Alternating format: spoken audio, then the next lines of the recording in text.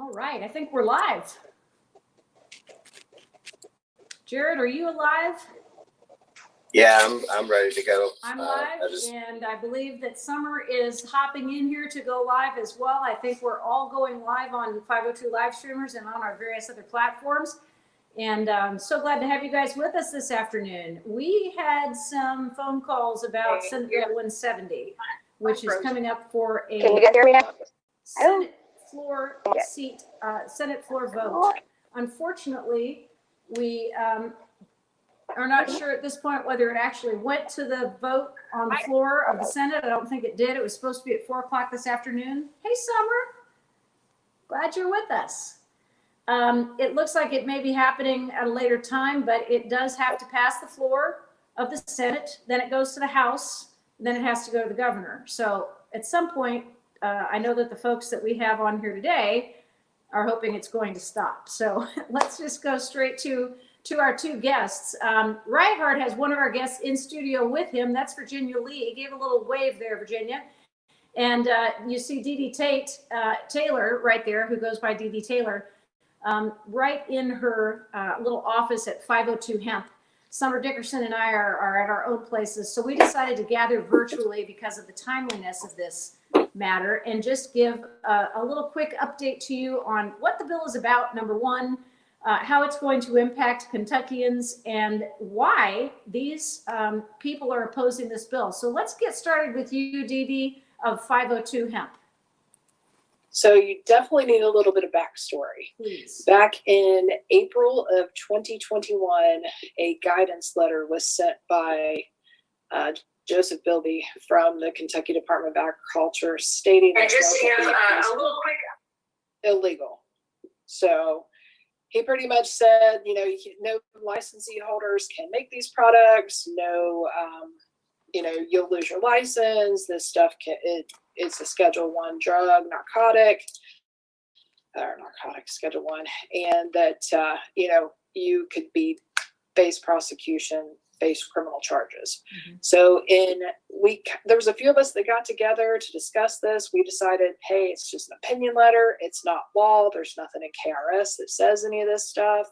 We're going to kind of let it sit and see what happens. Fast forward to June 15th, 2 stores out in Rowan County were raided by the Kentucky State Police. So myself, along with a lot of other store owners and the Kentucky Hemp Association, all came together, and they filed a lawsuit against the Kentucky Department of Agriculture and against the Kentucky State Police to stop this, and because of their overreach. So we were supposed to have our hearing October 16th, and the judge had to reschedule because of a COVID exposure. So literally on my way home from Boone Circuit Court, where the lawsuit was filed, I was being bombarded by messages that Bullitt County got raided completely. The drug task force went in and took, I think it was 14 stores that were raided, took all their Delta 8, said it was illegal. They used that letter as well as to get their bench warrants. So then that brings us to the hearing in December that we had, which means we had a big, long hearing that day. That was a lot of fun, by the way, getting to sit there and listen to all that testimony. But we waiting to hear what the judge was going to say regarding to that, because we asked for a temporary injunction as well to stop the raids. On 2/14, Senate Bill 170 was filed by Senator Paul Hornback as an emergency bill, completely outlawing Delta 8, Delta 10, THCP, THCO, and HHC, literally making them synthetic cannabinoids, putting them in the same classification as Schedule I drugs here in the state of Kentucky. But it also says that even for extracted products in this state, that the Delta 8 has to be at 0.001%. And as most people don't know, Delta 8 is a naturally occurring cannabinoid in hemp extracts. So that means anyone that's extracting CBD products, it's going to have a much higher amount of Delta 8 in there. I have CBD products that are full spectrum that are already at 0.03.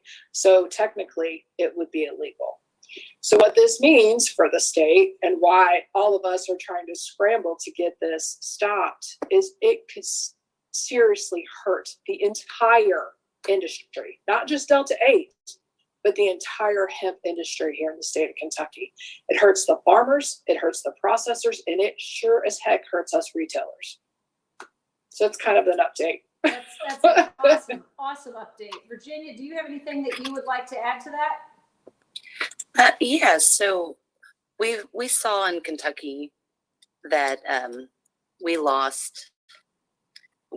are continuing to lose growers licenses and also processing licenses every year. And I know that Brian Quarles of the Kentucky Department of Agriculture has stated that this is in a testing phase, that we're still rolling out, although we would like to push it to more across the board, like comprehensive support.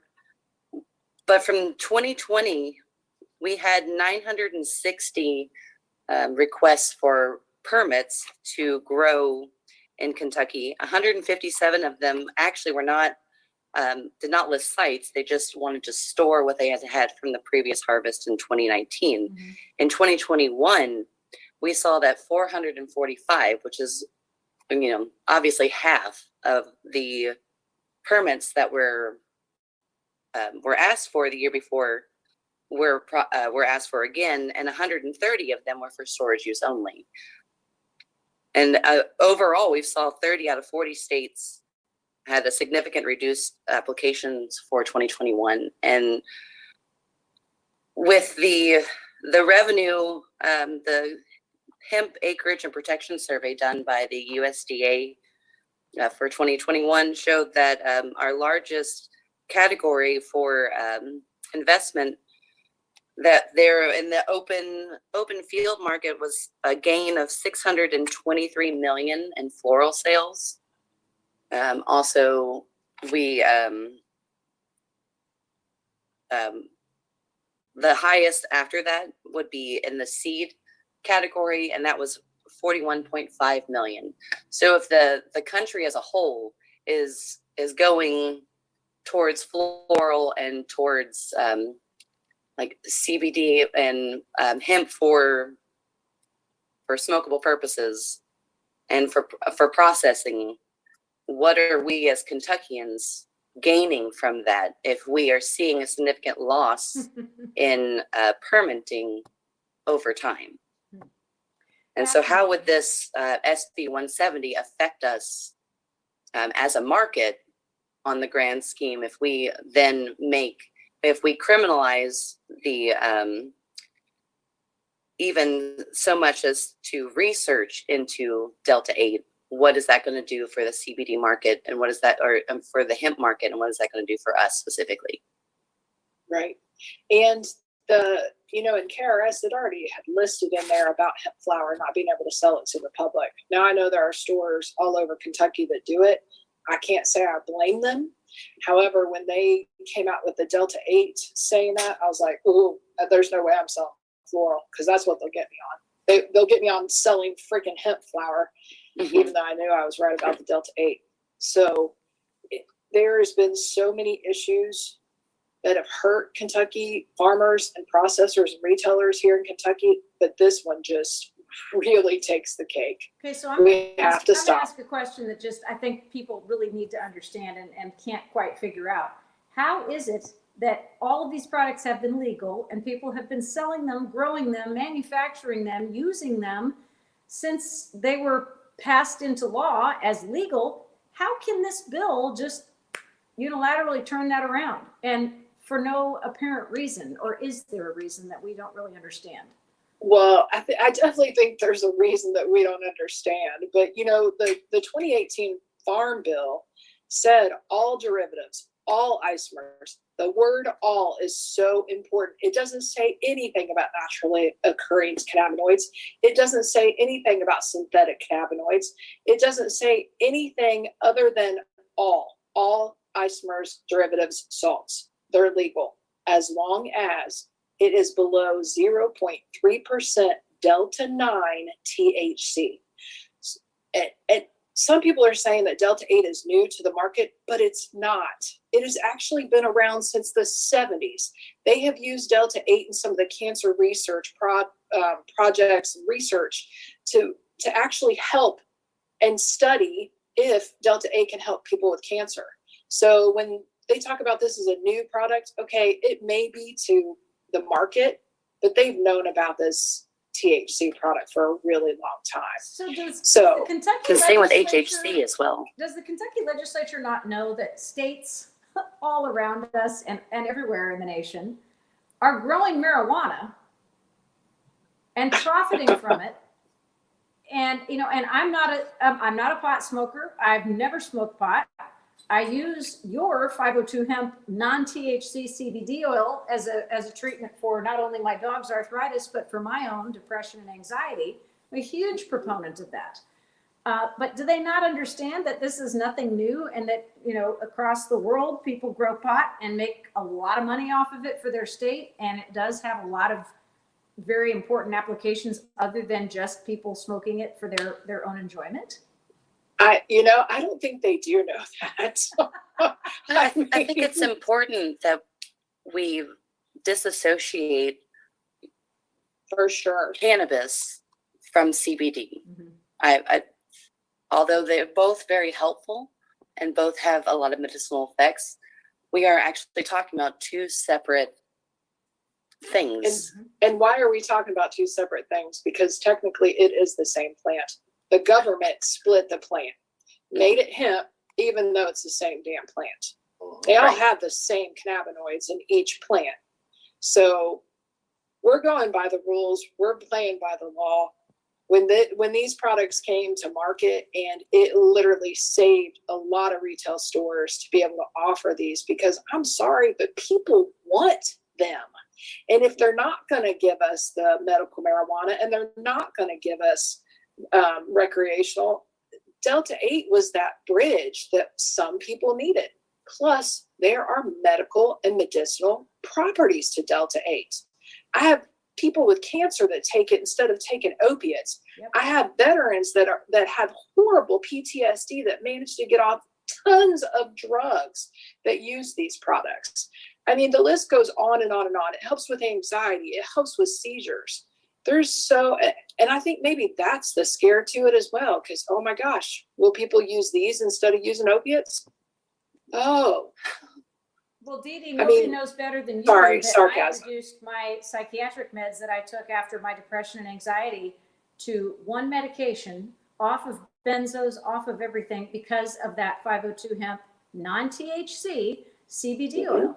So, and my dog lived 3 years longer than he should have because of that stuff for his hips and arthritis. So, you know, the medicinal properties are unquestioned. I guess I don't understand what our legislature is doing, basically recriminalizing something that they decriminalized in such a short period of time, and under the cover of darkness. You know, nobody wants to talk about it, Right. and it popped up. It's got one sponsor. Why I wonder, does it not have more co-sponsors? I'm trying to figure that out. Because Senator he's not- Hornback is the one who introduced it. because he's not up for reelection. Hmm. This is his last year. That's why he managed to do that. Are you kidding? Everybody else is up for election this year. They ain't going to do this and decimate the hemp industry. But that's my opinion. That's my opinion. But why else would he? I absolutely agree with that. Sorry. Thank you. I mean, you don't see any other sponsors on it, but they're pushing it. I don't know if you guys saw the last Senate bill, or the very first one where they read it, but Quarles was there. He said that it is a Schedule 1. Katie Moyer with the Kentucky Hemp Association, she said, no, it's not. And here's a letter from the DEA, which is correct. The DEA removed all hemp derivatives off of the Schedule 1. Now, if you're getting Delta 8 from marijuana, of course it's still Schedule 1. There's no argument about that. But the products that are being sold in Kentucky are from hemp because there is an oversurplus of hemp, and that they had to make something with it. And why not make it from that? Makes sense to me. At least it gives farmers an outlet to sell their products, and then new products on the market that are going to help people. They also talked about how kids are getting these products, and we are strictly 21 and up. We don't sell to kids. There's none of these products sitting out from behind the counter. That was another thing Senator Hornback said, that people are, and maybe there are people out there doing that, but I know in my store and most of the retailers around Louisville, you got to be 21 and up. We all know these are for adult products. I'm perfectly fine with them issuing that kind of rule. 21 and up, have a certificate of analysis or Q&R code so people can check the status of things. Perfectly fine with that. We already do it. There's already Q&R codes on those products. We vet the products that we sell here, and I'm sure you at Steel and Leaf do that as well. We don't sell crap, and if they ban it, it's just going to go to a black market, and then people aren't going to know what they're going to get, or they're going to order it from a website and it's going to be sent to here anyway. They're not going to be able to keep it completely out of the state, and for them to think that, it's insane. It kind of reminds me a little bit, of not nearly to the detrimental extent, but it reminds me of like opioid pandemic, right? Doctors writing these scripts for opioids, and people getting hooked and can't get it anymore. And then what do? They go and they find H in the streets, and they end up dead several years later, right? Mm-hmm. And it's all because there's not any safe alternatives, right? Exactly. Well, I can guarantee. Yeah, and I'm all down for regulation. I think that it's essential. Mhm. But as far as criminalization, I think that's taking it too far, and it will Agreed. become like the equivalent of like a backdoor deal. I can And guarantee you have that no I would idea never what's have in those purchased things. any of these types of alternative medications, nor known about them were it not for you. Well, and I guarantee you I wouldn't be selling any of this stuff if I thought I was going to be a criminal. I mean, I'm the only one in my family that's not. Oh, I shouldn't say that. I mean, I love you, family, if you're listening. I'm teasing. But I mean, I have a paralegal degree. So I've been in the legal field for 20 years. And no, I wouldn't be even in this field if and I wouldn't have sold these products had I not done my homework. But I can read law, and I can read the Farm Bill, and all you got to do is put two and two together. And I personally think that they're really, really, really mad that we won our temporary injunction. So this is their way of getting back at us. So that's why they're trying to change the law and make it illegal. Because if this passes, it will result in more lawsuits. I can almost guarantee that. Dee Dee, I just put the legislative hotline up on my crawl to oppose Senate Bill 170. So that number is 1-800-372-7181. You can call and tell your legislator you want them to vote whatever way you want them to vote. And this is in particular, they're asking you to vote no. So keep that number handy, because there are lots of bills that are going on right now that are going through the legislature that need to have calls from constituents for either support or opposition, and it's important to participate. So that's the number of the legislative hotline, 1-800-372-7181, and you can just call and say, I want to ask my legislator, and you name your legislator. And if you don't know it, you say, they say, who's your legislator? They'll tell you by your address who your legislator is. Or you can say, I want to tell a committee, and you name the committee. Or you say, I want it sent to the entire House of Representatives or the entire Senate, whichever one works for you. So typically, I think it works best when you send it to the committee, and we will probably know tomorrow. They have not yet voted today on this bill. It is up for the orders. I think they broke back and went to caucus for something or other, but they may still vote today on that, and then we will probably know tomorrow what committee it's going to in the House, and then we will start getting the word out about calling that committee, that House committee, leaving them the messages. they either vote no or they've got to change it, because as that bill is written, it will truly, truly hurt this entire hemp community in the state of Kentucky. How many And I jobs? cannot stress that enough. How many- Jobs, oh my gosh, thousands upon thousands upon thousands. And how many businesses? And I mean, they're all going to leave. They're all going to leave. Processors are going to leave the state. The farmers are not going to bother to grow it. It is going to truly hurt the hemp industry here. I believe that number would be roughly about 5,000 from the research that we did. I think Good job. about 5,000 people in Kentucky, could lose their jobs just immediately. Directly. That's not even talking about just shrinkage and everything of other businesses. Once everything passes. Like anyone in And- Kentucky needs to lose their job right now. Right. My God, we're Absolutely. coming Well- back from the worst unemployment that we've ever had. Now we've got this massive swing in the right direction. We don't want to take a step backwards. And again, Not at all. forbidding people to use these extraordinary products because of a sense of paranoia on the part of a couple of people who aren't going to run for office again kind of makes me freaked out a little bit. And who seem to don't know much about cannabis from what I've read. A lot of the verbiage, a lot of the lingo in the legislation just kind of leans towards they don't really even understand. I can't wait Well- to have some hemp tea. That's all I'm saying. Right. Oh, yeah. Well, intoxicating. They use the word intoxicating and non-intoxicating. Well, I'm sorry, but if you drink a whole bottle of CBD oil, you're going to be intoxicated. Well, You're yeah. going to sleep really well, and you're going to have the poops for a few days. But I'm just saying, Bourbon? right? Right. What That's about intoxicating. coffee? What about That's not double shots of intoxicating. coffee? Yeah. Yeah, there was a personal trainer recently that overdosed on caffeine and had a heart attack because he was Yep. trying to make some super shot for people trying to lose weight. Yep. So they should outlaw caffeine, right?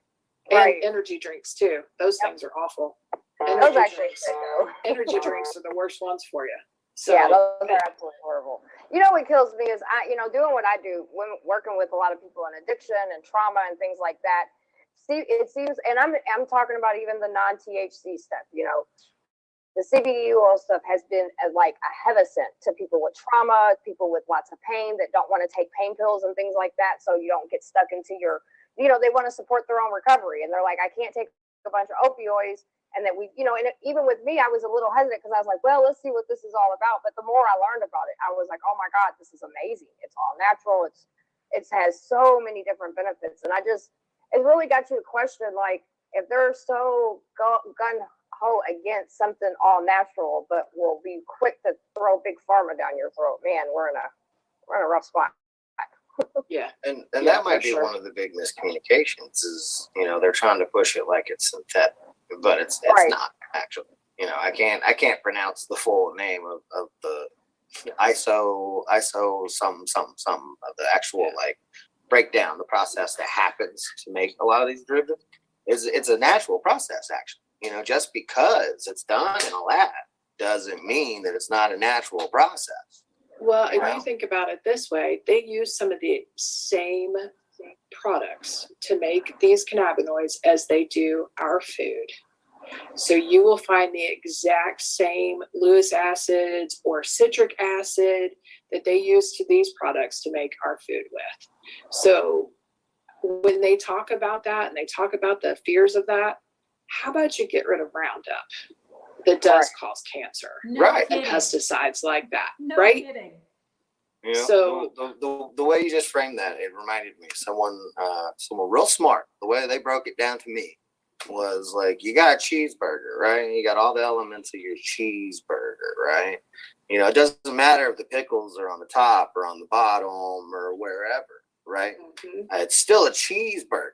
It's not like you're taking the slab of meat out and replacing it with vegetable or something. It's all a cheeseburger. It doesn't matter what layer it's in. Mhm. And that's very similar. That's like a layman way of explaining the process that a lot of this is done.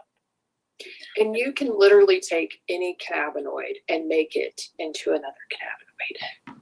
That's the thing. These cannabinoids aren't coming out of thin air. You're taking an initial cannabinoid like CBD isolate and you're it's becoming another cannabinoid. Now, are there synthetic cannabinoids? Absolutely. Spice was a big synthetic cannabinoid, right? That was doing all kinds of horrible stuff to That people. should be outlawed. I've seen Definitely. And it That is. should be And outlawed. And it Right, is. and that's the problem is, It is whenever now. the government is trying to frame it like it is Yes, this, and it's- it kind of puts it in that category of spice, and it's nothing like that. Absolutely. Nothing like it. I No, mean, not at all. I've used it. I've used it to help me sleep. I use my CBD products daily, so my anxiety is, chilled on that. But I've heard lots of stories of people with like ADD Mhm. oh yeah, using Delta 8, instead of It just using, helps you Ritalin, focus. which is essentially legal amphetamine. It's It is. It's legal legal meth. amphetamine. Yeah. It definitely helps with my night terrors. It definitely helps with my PTSD. I have complex PTSD. I have PTSD, and I can be a not such a fun person sometimes, but I don't want to take a bunch of pills. Like they want everything down my throat. I don't want to do that. I have body aches from when I was trafficked and all this different stuff, and then all this. And it's like that's something's natural. That's something that I can take it and I can give it to my dog. Like, that's a beautiful thing. And so I really hope that our leaders will actually really take this into consideration and understand that, on so many different levels, that this can help the people of our state and so many states. And again, we're just talking about CBD oil right now. So many places around us are listening to their citizens and saying, they're like, hey, I just want to try something natural, and that should be okay. That should be applauded. And it's just sad that once again that we're in this fight. But I really, anything. What is something? So calling the legislators and things like that. Like, what can we get people fired up to be like? Like that's what I'm all about, right? I like to bring the noise. What can we get the community to do to bring some noise? Once we know what committee it goes to, we can start sending emails as well. Awesome. And so you can join, if you sign up for my newsletter on my website, we literally formulate, all you got to do is click one button, the emails pop up and it says exactly what it should say and goes right to the legislators. So we're really trying to push all that. I mean, I've even got people in Ohio calling and sending emails like, what are you all trying to do? Right. I mean, literally every state that surrounds us allows Delta 8. The couple of states that are trying to completely outlaw Delta 8, they have recreational marijuana. They have lobbyists. The medical marijuana group have lobbyists that are pushing to outlaw that Delta 8 because it takes away from their sales. Because not everybody wants the full Delta 9 marijuana in general. So it hurts their sales. And that is, people think, well, they're banning it in other states, so it can't be good. And that's not true.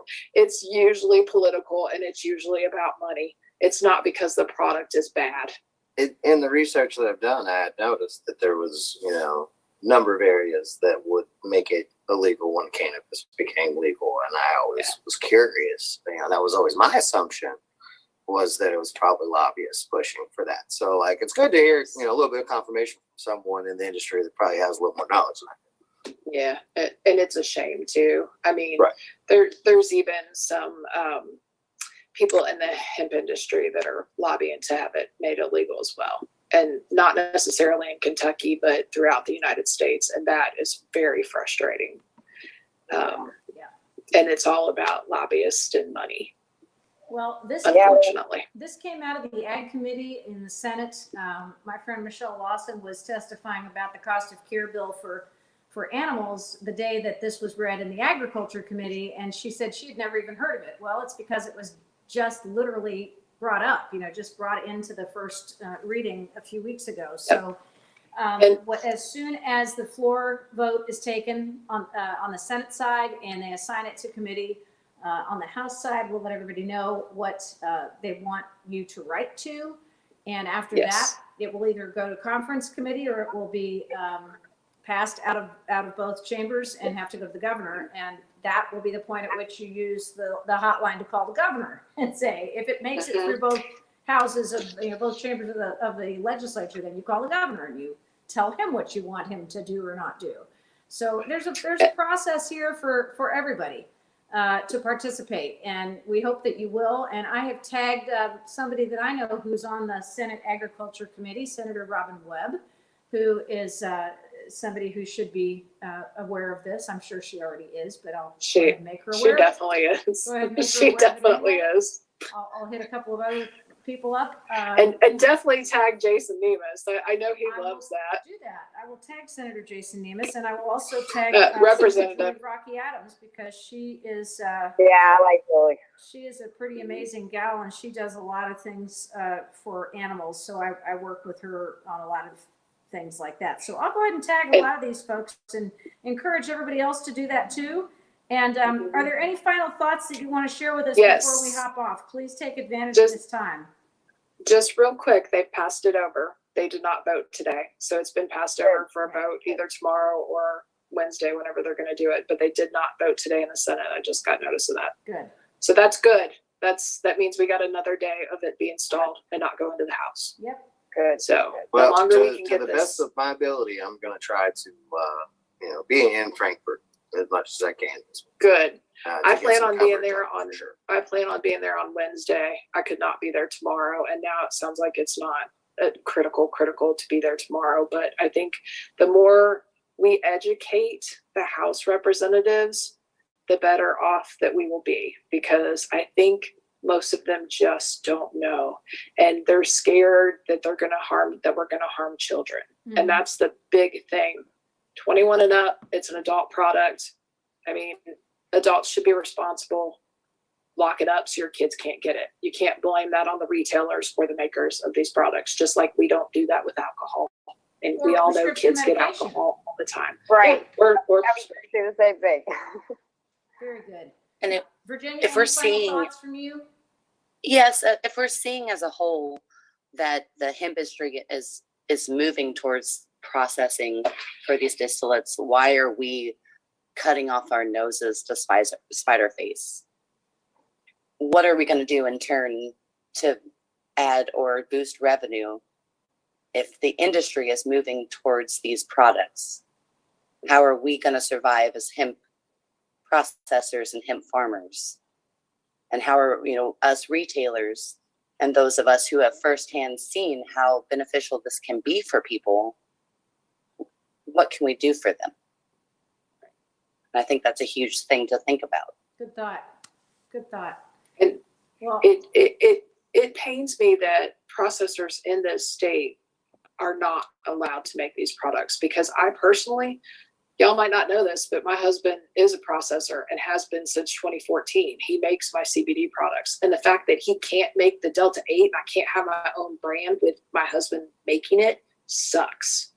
I have to support an out-of-state company. Not that I mind, but I do. Do you know what I mean? I would rather we keep it in Kentucky. We keep the money here in Kentucky. All the time I get people from out of state wanting me to sell those CBD products. And I'm like, no, I choose to support Kentucky farmers. I choose to support Kentucky processors. It's important to keep the money here, right? That's the whole point, is to make revenue for this state. So to me, it makes no sense. We can do the testing to make sure these products are safe here in Kentucky, and they should be able to make them. Now, am I also okay if they don't? I am, as long as we can keep offering these products too. So it's like, so I'm a retailer first and my husband second. Sorry, love you, honey. do we know, is it still 18 states that legally cannabis is legalized in? The recreational It's use of 26. cannabis, just out of curiosity. I think it's 19. 19? Okay. I think, wasn't Mississippi the latest one to pass? I'm just I curious can't because remember. as of February the 23rd, it said 18 states and Washington DC, which would make 19 entities have legalized recreational marijuana. So, that's just one question, but just think about that. If it's legal to smoke pot in 18 and the Washington DC 19th, then why is this particular product, hemp, which, you know, is something that many, many people benefit from being criminalized. And it doesn't read well to me. It doesn't make a lot of sense. It certainly is not profit oriented, and on our state is all about economics. I mean, we go to the governors and the mayor's press conferences on a daily and weekly basis where they're talking about economics and how we're coming back and what we're going to move forward to do. And, you know, how we've got to keep moving back and regaining all of the ground that we lost during the pandemic. And this is like the best possible opportunity to do that. And it just seems like it's a loss. It is. A quick search, if my research real quick is correct, it shows 18 legal states and 2 legal territories, DC and Guam. Oh, Guam too. Good. Yeah. Perfect. All right. Good. Well, thank you guys. Thank you, Virginia. Thank you, Dee Dee. And go ahead. You want to say one more thing? Go I ahead. got one more thing. Yes, so they are planning tomorrow, 7:45, head to the Capitol Annex. They're going to meet in the morning. They have a scheduled meeting at 11 with the Chief of Staff or the Speaker of the House. And then what day would be best to come would be Wednesday. Wednesday, go to Frankfurt. Definitely, if you want to be there and help educate these, the House representatives, I think that would be extremely helpful. So we're all stronger in numbers, and we have to save this industry. I mean, we just have to. I have been all over this since day one, and I will continue to be, because I know that customers in Kentuckiana, they need these products, period. So are you making a call to action right now to come to Frankfurt on Wednesday? I would say yes. Okay. That's a What good time? job. I mean, that's Yes. what someone was Yes, I asking would. for. Because, What time was? yeah, Plan on being there at 11:45. Got it. because, you know, Yeah, 502 me- live streamers love a good protest. Mhm. Yeah. We're not going to protest. We're going to Awareness. we're going to educate. We're gonna Educate. educate. That's We're not exactly going to right. we're not We protesting. love a we're good gonna presence. educate. We Yes. love everything. Yeah, We love just doing support. the job. We like to amplify messages that are important to be heard. So let's go down There to you go. Frankfurt and we'll amplify you, and you can talk all you want, Virginia and Dee Dee, and we will broadcast you. So we'll plan on being down Good there in maybe 11 o'clock, 11:30 range. Get yourself Yeah, there early. I think that'll be perfect. Yeah, sounds good. Thank you guys so much for your great information, for the knowledge that you have, that you've shared. And for folks who are interested in any more details, Steel and Leaf, give us a website for that, Virginia. Steelandleaf.com. Perfect. And Dee Dee, give us 502 Hemps. 502hemp.com. Easy to find. Good job. Thank Mhm. you both. Yep. Summer, Thank Ryan, you. Great thank marketing you so scheme. much. Even a Perfect. stoner could find it. Thank you, guys. See ya.